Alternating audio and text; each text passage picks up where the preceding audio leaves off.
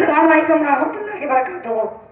ஆற்றலாளரும் நிகரற்றமையுமாகிய இல்லாமல் அல்லாஹ்வின் திருப்பெயரால் ஆரம்பம் செய்தேன். நான் இங்கே பேச வந்திருக்கும் தலைப்பு இன்றைய இளைஞர்கள்.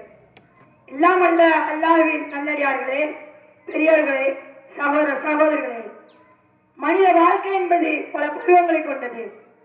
பிறந்தவுடன் குழந்தை பருவத்தில் இருக்கின்றான். பால்குடி மறுகின்றவரை முழுமையாக பெற்றோர்களை சார்ந்திருக்கின்றான். வளர வளர விடுதலை பருவம். எதை பற்றியும் கவலைப்படாமல் யாரையும் சார்ந்து இருக்காத ஒரு இளமை பருவம். இதை 35-40 வயது வரை முழுமையாக அனுபவிக்கின்றான். அதன் பிறகு முதுமை பருவம். ஒரு மனிதனுக்கு இளமை பருவத்தில் தான் தவறிழைக்க அதிக வாய்ப்புகள் உள்ளன. எது நல்லது எது கெட்டது என்று தெரிந்தும் கூட பல தீய செயல்களுக்கு ஆளாகிறான். இதை பற்றி அல்லாஹ் 30வது அத்தியாயம் 54வது வசனத்தில் கூறுகிறான்.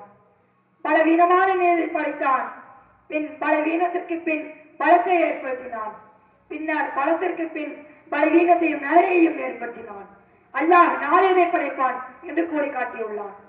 யார் இளமை பருவத்தில் அல்லாஹ்வுக்காக வணக்கங்களை செய்கிறார்களோ அவர்களுக்கு அரசின் நிழலை கொடுப்பதாக கூறுகிறான். இந்த ஹதீஸ் புகாரில் இடம்பெற்றுள்ளது. ஆனால் இன்றைய காலத்தில் எந்த வயது வருமும் இன்றி மது மற்றும் போதைப் பொருட்களுக்கு ஆளாகி சாலையோரத்தில் விழுந்து கிடப்பவர்கள் எத்தனையோ பேர். பெற்றோர்களே, உங்கள் பிள்ளைகளை கண்காணியுங்கள். தப்பு செய்தால் உடனே தட்டி கேளுங்கள். ஒழுக்கமானவர்களாக உருவாக்குங்கள். இப்ராஹிம் நபி தன் மகனை ஒழுக்கத்துடன் வளர்த்ததால் கனவில் தன் மகனை அறுப்பதாக கனவு கண்டார்.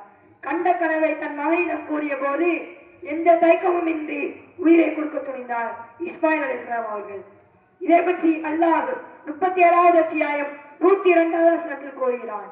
என் அருமை மகனே, உன்னை அறுப்பதாக கனவில் கண்டேன். நீ என்ன நினைக்கிறாய் என்பதை யோசித்துக் கொள். என் தந்தையே, உனக்கு ஏவப்பட்டதை செய்யுங்கள். அல்லாஹ் நாடினால் பொறுமையாளர்களின் ஒருவனாக என்னை காண்பீர்கள் என்றார்கள் இஸ்மாயில் அலைஹிஸ்ஸலாம் அவர்கள். சற்று சிந்தித்து பாருங்கள். தந்தை சொன்ன உடனே கட்டுப்பட்டார்கள் இஸ்மாயில் அலைஹிஸ்ஸலாம் அவர்கள். ஆனால் இன்றைக்கு பெரியவர்கள் பெற்றோர்களை மதிப்பதே கிடையாது. பழுத்த பழம் என்று கேள்வி செய்கிறார்களே தவிர கண்ணியமாக நடத்துவது கிடையாது. இல்லாமல் அல்லாஹ்வின் நல்லடியார்களே, இப்ராஹிம் நபி ஸல்லல்லாஹு அலைஹி வஸல்லம் அவர்கள் என் இறைவா, எனக்கு வழித்தோன்றலாக நல்லவர் அளிப்பாயா என்று பிரார்த்தனை செய்தது போல ஒவ்வொரு பெற்றோரும் பிரார்த்தனை செய்ய வேண்டும். இளைஞர்களே, இனியாவது போதைப் பொருட்களை சாப்பிடுவதிலிருந்து தவிர்த்துக் கொள்ளுங்கள். இஸ்மாயில் அலைஹிஸ்ஸலாம் அவர்கள் தன் தந்தையிடம் எப்படி நடந்து கொண்டார்களோ அதே போல் நடப்போம், வெற்றி பெறுவோம் என்று கேட்டுக்கொண்டவனாக இந்த உரையை நிறைவு செய்கிறேன். வாயித வானல் அல்ஹம்துலில்லாஹி ரப்பில் ஆலமீன். அஸ்ஸலாமு அலைக்கும் வரஹ்மத்துல்லாஹி வபரகாத்துஹு.